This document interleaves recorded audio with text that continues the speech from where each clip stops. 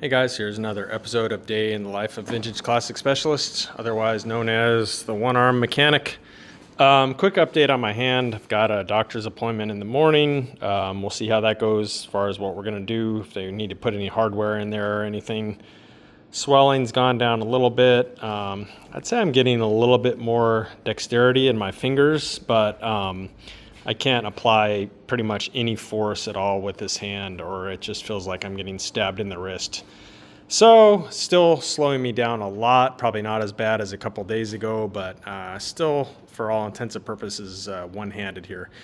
Anyway, so today I managed to get a few more things done on the motor for the 71 Gia. I know that it looks less done than it did yesterday, but yesterday I was just kind of starting to mock up some things, and so most of what you see on here now is legitimately on there. So in the thumbnail for the video, you probably saw this guy here.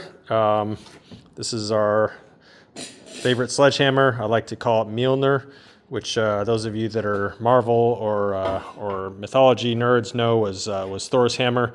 Just kind of reminds me of it with this relatively short handle and kind of chunky hammer part of it. Anyway, I had to bust out the BFH, a big effing hammer today, to fix a part because Volkswagen parts, aftermarket parts, are often needing some attention. And in this case, this intake manifold here needed some help or some convincing for it to fit. The one that came on this motor, one of the heat riser tubes had cracked and been repaired with like JB weld or something at some point. Not really something we'd want to use. So I bought this, I don't know, I guess you'd call it a reproduction one. And it fit fine in the actual intake end pieces here.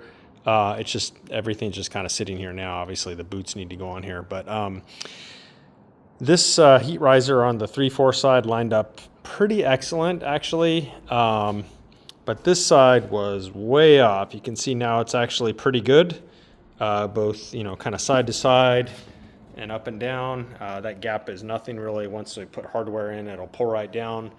But to start with, the gap in the up and down direction was probably about 3 times what it is now.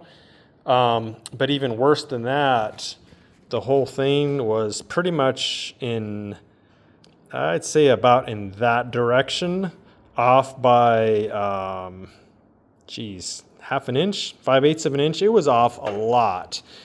And so the BFH had to come out, and with the help of that and a big wooden block, pretty much beat it into submission. That's actually really hard to do with one hand. So I was trying to kind of support the wooden block with my elbow like this, and then swing the hammer with my other hand kind of like this. I got it as far as I could, and finally I had to go round up a neighbor, Octavio, who owns a shop a couple doors down, and ask for his help. He very generously beat on this thing for a while with the hammer and managed to get that last little bit so that it lines up.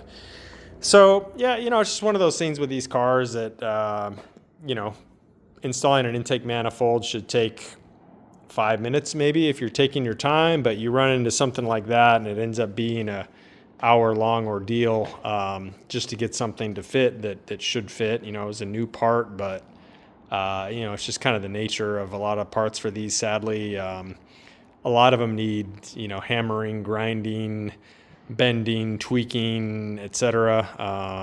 It's kind of the nature of the beast.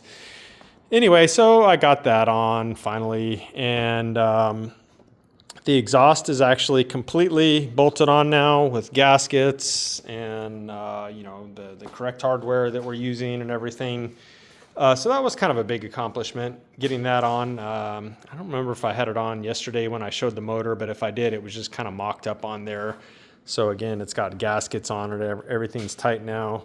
The tin up underneath here is all connected. These supports underneath here that keep the air flowing underneath the cylinders from the bottom that a lot of people don't use, at least on aftermarket motors. Those are all installed, and bolted to the heater boxes. And let's see, those are kind of the main things that I did today, was really just screwing around with this intake manifold, putting the exhaust on. This piece here, which I had never built a motor with this before, this is kind of a later motor thing.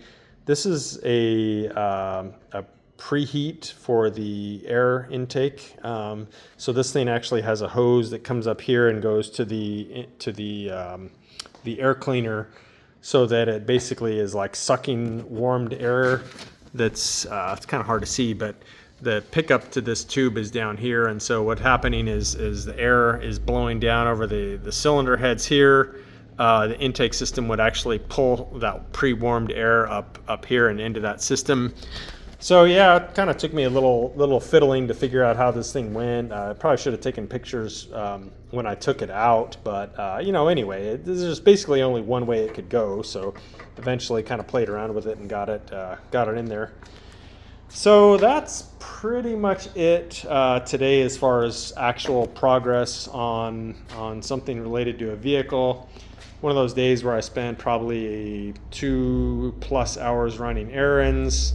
Spent probably well more than that discussing some things with some contractors that we use, having some challenges with some of those folks, and trying to straighten that out, make sure we have a plan B if needed, so that we can keep progress for the shop going.